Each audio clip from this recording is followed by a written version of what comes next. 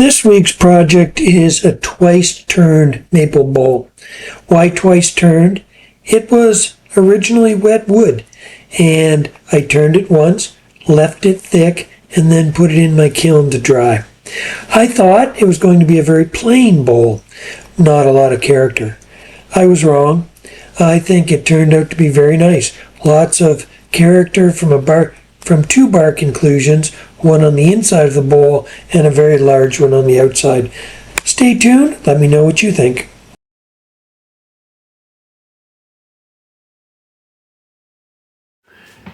So this is going to be a twice-turned bowl, or I should say it is a twice-turned bowl, in that I've already turned it wet. I put it in my kiln. You can see it's gone out of round. It's gone out of round by 1/2 inch. So in this dimension, it's 12.5, and in this dimension, it's 12. It goes out around in the direction in which the tree grows. But I have it as 1 inch thick, so I can make it round again because I'm going to have to take a 1/2 inch off here and here, and same thing on the inside on the opposite axis. So I'll be able to make it round. My question is what I do with this. This is a bark inclusion here. I could turn it out, or I could leave it. It's too thick in the bottom, so if I'm going to leave it, I'd have to take it off the bottom. Now it does have some bark out here which I want to leave, and fortunately it's in the narrow direction. So when I make it round, I think I can leave this, which is good. So I think as far as that goes, I'm going to leave that because that's a nice feature. I'll get it on the lathe and we'll go from there. Actually, the tenon has not gone out of round very much. It's barely measurable. So I'm going to just use that as is, and we'll get that on the lathe and we'll get it round. That's the first step. This will be a quick project because, like I say, it's already been roughed out and I just round it up. So it shouldn't take too long. I'll go sharpen up my bowl gouge and then we'll come back and we'll finish this bowl up. I should mention, I did put it in my kiln, I said that. It's now about 5%, so it's plenty dry. Here in this shot, you can see that it's out of round. You can see the top of the bowl weaving or wandering. That's because it is out of round. Later on in the video, you're going to see that that's disappeared.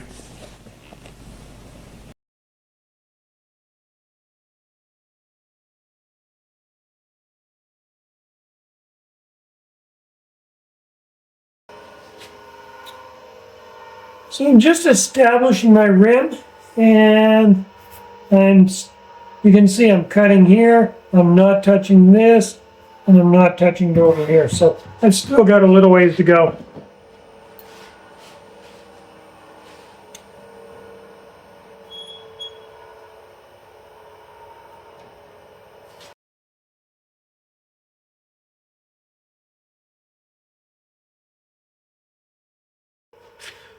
Carbide tool works well at establishing that rim. I think I'm there. I'm going to go a little bit deeper.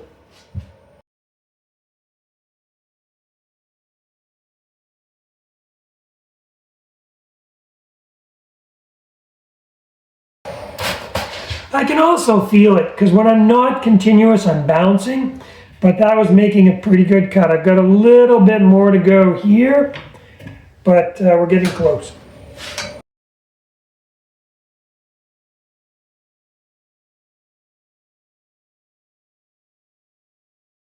So I don't know if you noticed the difference there, but there was no bounce in my tool there at the end. So I am right at the rim. I am continuous now, so that's good. So I know I'm round, and I haven't had to take that much off. Here I'm just taking my carbide tool and going across the top. I like to flatten it out fairly early on so that I can see what I'm dealing with. It's getting pretty close to flat.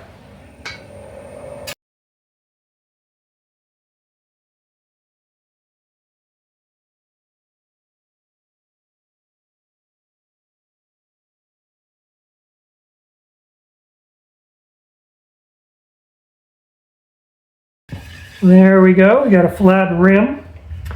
And we are making contact on the outside. So we are rounded up. Let's take a look at the inside.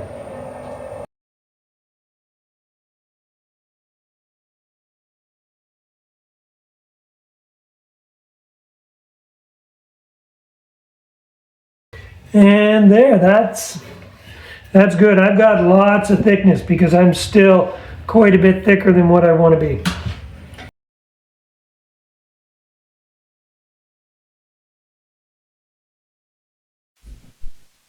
So up near the rim, I will often use a combination. I'll use my carbide tool just to get the edge established before I switch to my bowl gouge. The other thing here you can see me doing is I'm just tightening it up. Especially when a bowl is out of round in the beginning, it can vibrate a little bit and it can loosen up your chuck. It's a good idea just to stop every once in a while and tighten that up. And yes, I learned that the hard way.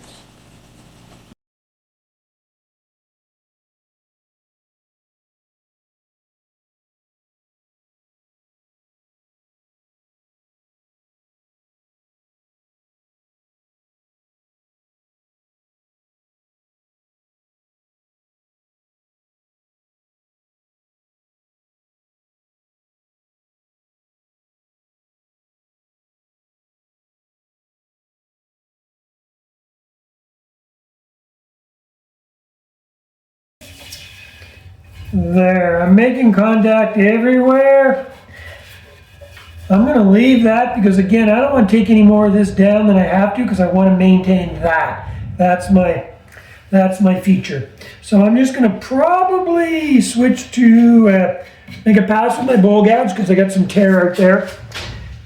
And then a scraper and the outside will be finished. So that's not even 5 minutes.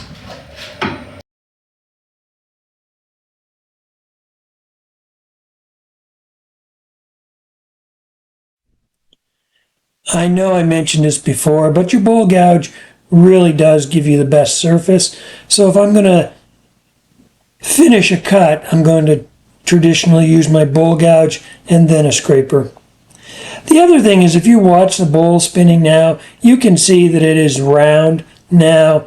In the picture, it's not jumping around at all.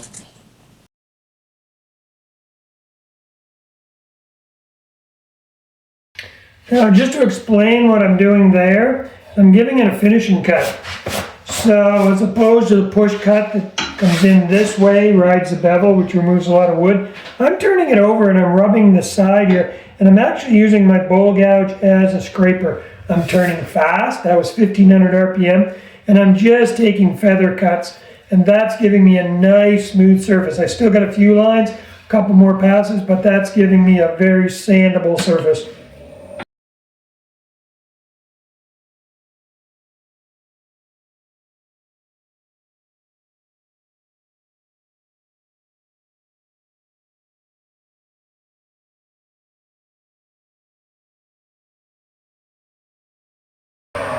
And I said you don't get the long shavings. They're not long, they're curly, but they're still pretty good.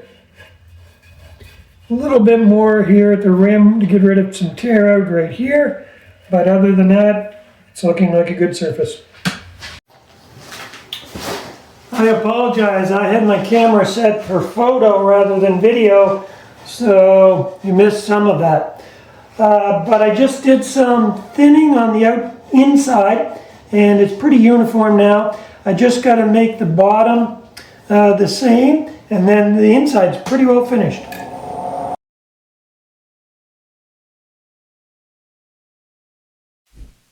If you're a wood turner, you'll recognize this area is one of the most difficult. It's the transition from the side to the bottom.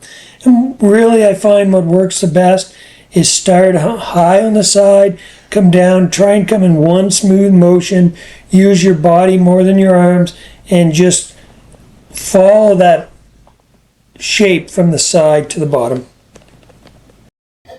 There, I'm good now. I have gotten rid of a lot of that in the inside, but a little bit I will keep, which is good. I'm pretty good. I'm about ready to sand, about 10 minutes on the inside. So 10 minutes on the outside, 10 minutes on the inside.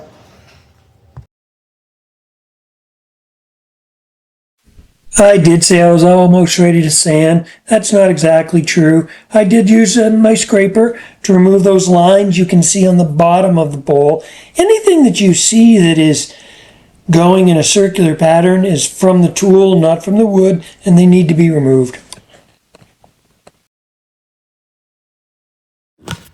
So it's time for sanding, and I haven't shown this before, but this is my sanding pile.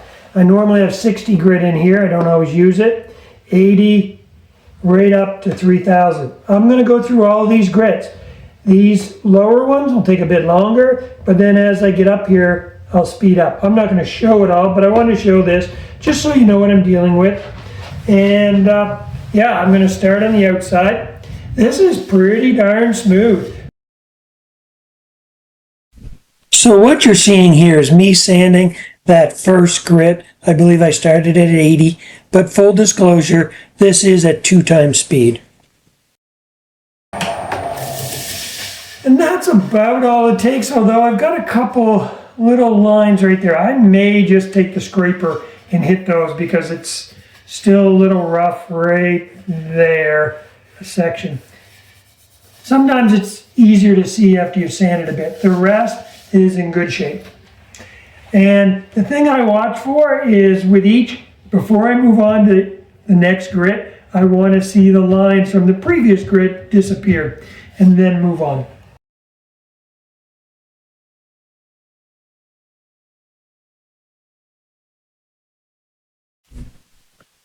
Now I don't remember exactly where I did this.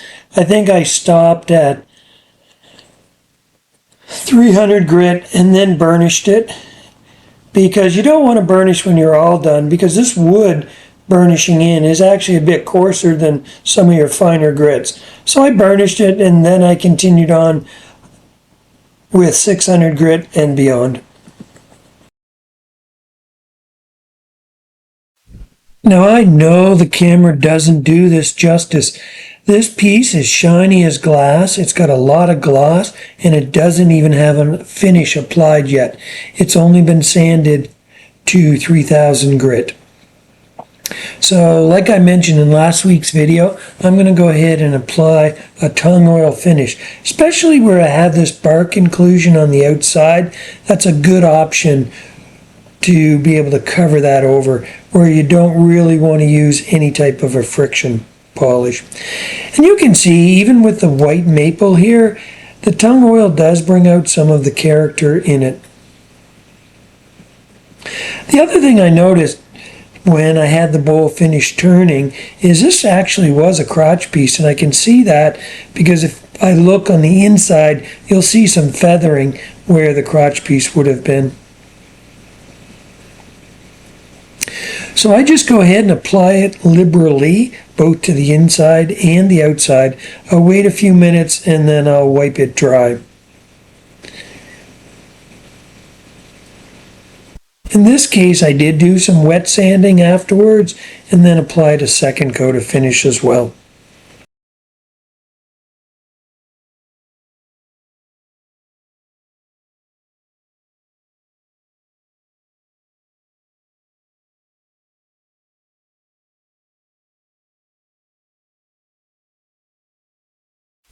As I mentioned at the beginning, I think this bowl is full of character.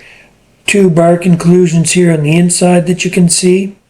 Here's one up close.